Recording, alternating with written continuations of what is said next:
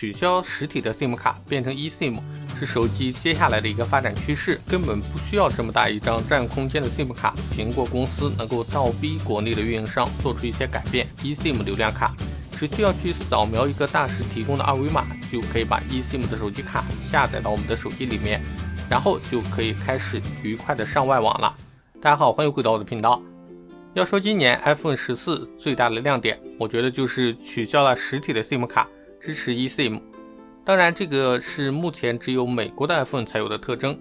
但是我们也可以从中看出来，取消实体的 SIM 卡变成 eSIM 是手机接下来的一个发展趋势。一直以来 iPhone 系列的手机的功能创新都是整个手机圈的风向标，一旦苹果使用了一项新技术，接下来这项技术的采用速度就会变得更快。比如说之前的指纹解锁、面容解锁、刘海屏，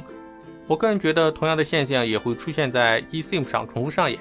传统的 SIM 卡是需要一个很大的卡槽，手机卡槽也不是完全密闭的，这会影响手机的防水性。同时一个 SIM 卡占用的面积甚至会大过手机的芯片。如果能把 SIM 卡的卡槽去掉，手机内部的空间就会进一步的扩大，这多出来的空间可以加大电池的容量，或者放更多的传感器，提供更多的额外功能。其实传统的 SIM 卡并没有什么复杂的功能，仅仅是提供一个身份验证的功能，也就是我们的手机连上信号之后， SIM 卡就相当于一个身份证，就像去网吧，我们出示过身份证，打开电脑就可以上网了。这就说明其实我们根本不需要这么大一张占空间的 SIM 卡。eSIM 也叫做嵌入式的 SIM 卡， eSIM 没有实体卡，而是直接把 SIM 卡的信息嵌入到设备的芯片上，为每个终端设备提供身份证明，这样我们也可以接入运营商的网络。一般 eSIM 卡只有一个二维码，我们用手机扫描这个二维码， eSIM 卡的信息就会下载到我们的手机芯片内，接下来我们就可以和普通的手机卡一样正常使用了。其实早在2017年 Google 推出的 Pixel 2就支持 eSIM， 2018年9月发布的 iPhone XS 中也已经有了 eSIM 的功能，只不过还是美版。为了实现双卡双待，国内的 iPhone 有2个 SIM 卡的插槽，而美版的只有1个 SIM 卡的插槽，另外还支持一张 eSIM， 也能实现双卡双待。而目前在国内有且只有一种途径来使用 eSIM， 那就是智能手表。比如说我的这只 Apple Watch，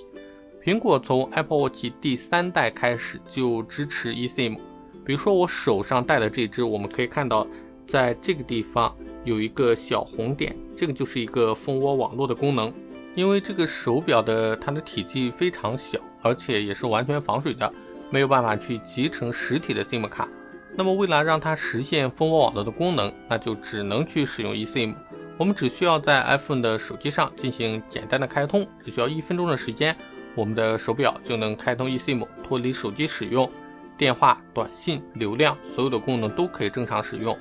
装上支付宝、微信、Apple Pay 绑定银行卡，出门坐车消费都能解决，还是方便不少。尤其是出门运动，口袋又不想装手机，运动完了口渴了，手表付款，便利店买饮料，还是非常方便的。可惜的是，目前中国大陆所有的国行手机或者运营商暂时是全部都不支持 eSIM 功能的。那么至于为什么不支持的原因，其实就是3大运营商之间的利益划分的问题。比如说我现在使用的是中国移动的手机卡，我觉得现在的手机资费太贵了，我想要换成中国联通，那么我们要怎么操作呢？我们只能带上原来的 SIM 卡，然后到营业厅里面拿着身份证去排队叫号，这里面的时间成本是非常多的。而 eSIM 的话，无论你是去申请新的卡片，或者转运营商，或者是注销卡片，只需要在手机上就可以操作完成。这种便利性其实是各大运营商都不愿意看到的，因为大家都想留住手中的客户。如果说太过容易就能够转移到别的运营商，或者说消耗太容易的话，那么对他们的利益其实是有一定的损伤的。所以说我们现在可以看到国内的 eSIM 迟迟没有办法推广开来。不过还是希望这次苹果公司能够倒逼国内的运营商做出一些改变。之前我介绍过来自荷兰的运营商 Dash， 他们推出了可以在中国大陆使用的能够直接访问外网的实体流量卡。